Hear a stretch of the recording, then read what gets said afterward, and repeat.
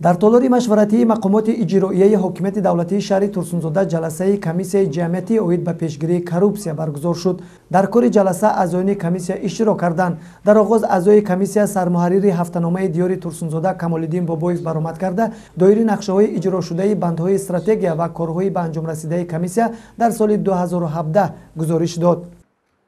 Кормандони нашаи диёри турсунзода тибқи талаботи стратегияи муқовимат бо коррупсия фаъолият намуда санадҳои мазкур дар маҷлисҳои ҳарафтаина мавриди омӯзиш қарор мегиранд ва кормандон бобати даст наздан ба амалҳои коррупсионӣ ва омилҳои ба он мусоидаткунанда пайваста ҳушдор дода мешаванд.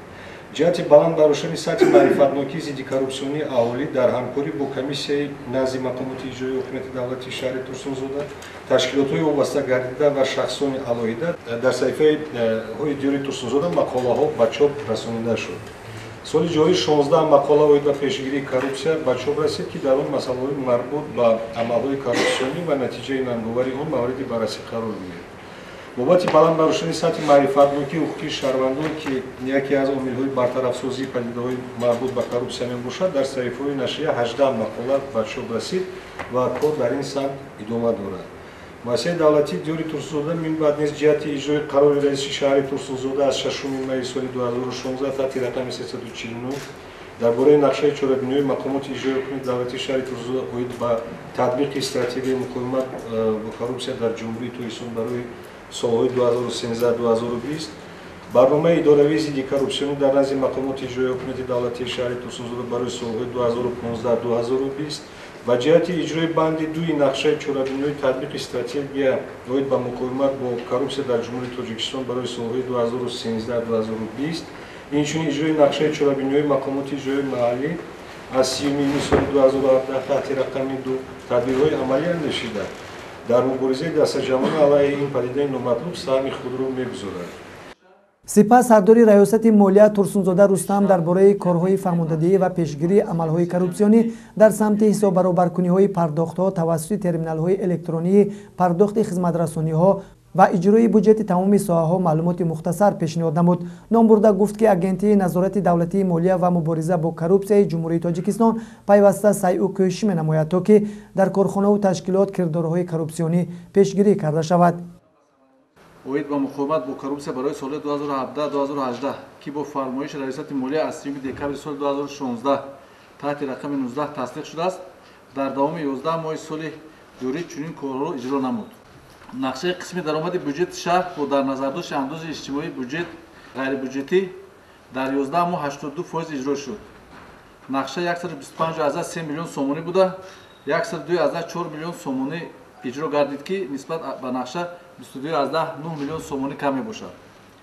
нақшаи бюҷети андози маҳаллӣ 79% иҷро гардид.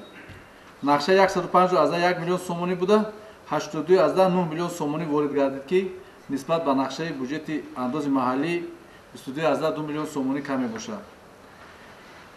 сабабҳои иҷро нагардидани нақшаи андоз дар ин давра ин кам гардидани ҳаҷми истеҳсоли маҳсулоти саноатӣ, аз ҳисоби корхонаи истеҳсолӣ, хизматрасонӣ, сохтмонӣ ва хусусан аз ҳисоби филиалҳои бонкҳо ихтисор шудани кормандон, ки вобаста ба ин дар ин давра қариб 5 миллион сомонӣ ба бюҷети маҳаллии андоз пардохт нашуд. раиси комиссияи ҷамъиятии оид ба пешгирии коррупсия Акрамзода Парвиз аз аъзоёни комиссия хоҳиш намуд, ки оиди ҷонок намудани корҳои таблиғотӣ ва пешгирии кирдорҳои коррупсионӣ дар тамоми соҳаҳо ва корхонаву ташкилотҳо вохӯриву машваратҳои судманд доир намоянд. масъалаи муқовимат ба коррупсия дар соатҳои сиёсӣ ҳар як ташкилоти ибтидоӣ дарҷ гардидааст ва вобаста ба ҳамин масъала дар ҳамон соати сиёсӣ яке аз кормандони комиссие, ки дар ҳамон ташкилоти ибтидоӣ таъсис дода шудааст, аъзо ҳаст, вобаста ба ҳамин масъала баромад дорад. корҳои фаҳмондадиҳӣ ҳаст. худи аз ҷониби кумитаи иҷроияи шаҳрии ҳизбам агар соли 2015 15 вохӯрӣ гузаронда бошем, суҳбат гузаронида бошем, соли 2016 19 соли 2017 қариб 24 протокол дорем, ки дар 24 протокол дар тамоми ташкилоту муассисаҳо дар баробари дигар масъалаҳо оид ба дастовардҳои 26 соли истиқлолият, оид ба хизмати ҳарбӣ ҷалб намудани ҷавонон, оид ба баррасии муҳтавои паёми пешвои миллат махсусан як масъала ба масъалаи анавин муқоимат ба коррупсия дар ҷаласаҳо гузошта шудагӣ аст, мавриди матраҳ қарор дода шудагӣ аст. ҷаласаи навбатии аъзоёни комиссия ва мубориза бо коррупсияи назди мақомоти маҳаллии шаҳри Турсунзода дар фазои ошкорбаёнӣ доир шуда ба кори худ ҳуснӣ анҷом бахшид. Собирҷон Саидов, Сайфиддин Иброҳимов барои барномаи иттилоотии Хабар.